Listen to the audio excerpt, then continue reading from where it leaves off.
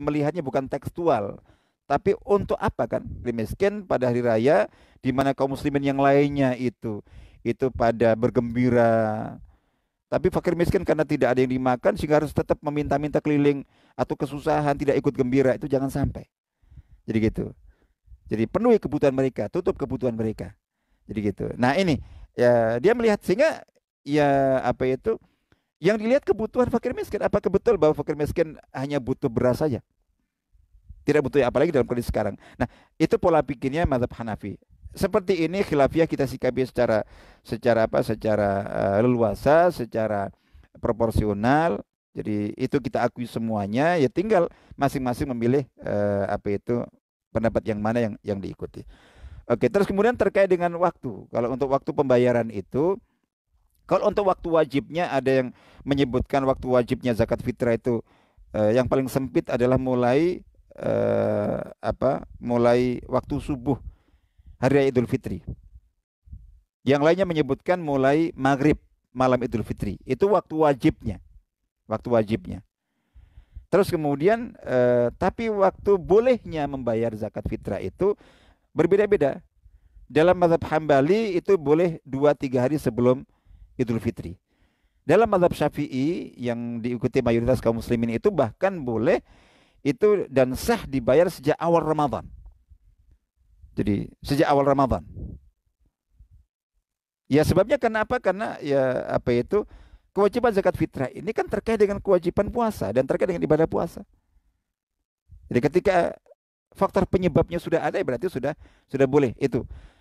Bahkan dalam mazhab Hanafi, jadi mazhab Hanafi itu beliau berpegang kepada kaidah yang tadi saya sampaikan bahwa untuk zakat mal itu untuk zakat secara umum itu kaum muslimin atau para ulama itu sepakat membolehkan untuk seseorang bayar zakatnya sebelum waktunya, mengawalkan. Nah, itu untuk zakat mal sepakat. Tapi untuk zakat fitrah di sini mazhab Hanafi mengatakan bahkan boleh bayar. Saya yang pertengahan mungkin mazhab Syafi'i ya. Jadi ya selama Ramadan itu apalagi untuk apa para panitia gitu agar supaya nanti tidak terburu-buru waktu pembagian, jangan sampai nanti malah apa itu terlewat waktunya dan ada yang belum dibagikan karena zakat fitrah ada batas akhirnya. Nah, tentang batas akhir membayar zakat fitrah itu yang sesuai dengan yang jadi ada kalau jumhur ulama mazhab sama mazhab Maliki, Syafi'i dan Hambali itu bisa sampai maghrib. Jadi maghrib hari Idul Fitri itu masih ditolerir. Sehingga untuk paling tidak, tapi yang lebih afdal lagi kalau bisa diusahakan batas akhir itu salat Id. Karena ada hadis yang mengatakan apa itu barang siapa menunaikan zakat fitrah sebelum salat maka itulah zakat yang diterima. Adapun barang siapa man addaha ba'da shalah fa sadaqat. Jadi adapun yang menunaikannya setelah salat Id maka itu menjadi sedekah biasa seperti umumnya sedekah. Jadi yang bisa ditangkap di situ itu berarti tidak diakui sebagai zakat. Tapi tadi ada afdalnya sampai salat Id. Kalau terpaksa ada yang mungkin masih belum tertunaikan itu ditolerir menurut jumhur ulama mazhab itu sampai maghrib hari raya Idul Fitri.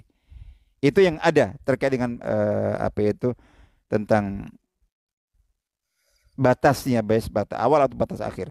Baik, nah kita ketika membahas tentang zakat sebetulnya yang paling inti itu adalah zakat mal. Tapi ini waktu kita terbatas, saya hanya sebutkan saja terkait zakat mal ini, zakat harta. Itu pembahasannya selalu itu adalah harta apa saja yang wajib dizakatkan, terus apa itu berapa nisabnya, terus berapa kadar zakatnya dan kapan membayar zakat itu. Kalau kita bicara tentang zakat mal, harta. Jadi gitu. Eh, ada zakat mal bukan berarti kemudian semua jenis harta itu wajib dizakatkan. Nah, di sini saya sebutkan singkat saja tentang sebagai pengingat, kita tidak mungkin bisa mendetailkan bahwa syarat harta wajib zakat itu yang disepakati ada 5. Pertama adalah harta yang halal. Harta halal. Jadi sering kita menerima konsultasi pertanyaan seseorang mungkin punya tabungan di bank konvensional yang ada bunganya, terus ada mungkin punya deposito ada bunganya itu. Tanya Ustaz, apakah yang saya zakati itu apakah hanya hasilnya, maksudnya bunganya saja atau kesemuanya atau bagaimana? Ya kita katakan oh, enggak, justru yang bunga itu harus disisihkan. Jadi itu tidak ada pembahasan zakat di sana karena itu itu haram. Jadi pertama intinya adalah bahwa harta itu halal. Kalau harta yang haram itu, mohon maaf misalnya dari mencuri, dari korupsi, ya, intinya yang haram. Jadi haram-haram itu dari sumbernya maksudnya. Itu nggak ada. Tidak ada pembahasan zakat di sana karena apa? Lo itu bukan milik dia. Kewajibannya kemudian dikembalikan kepada pemiliknya atau dilepaskan dari tangannya. Itu kewajiban semuanya soal itu. Jadi itu zakat apa? Zakat ini pertama adalah harta itu halal, sudah jelas. Yang kedua itu adalah apa itu? An-numu atau an-nama. Syarat bahwa harta itu produktif. Produktif. Produktif di sini tidak harus secara real ya.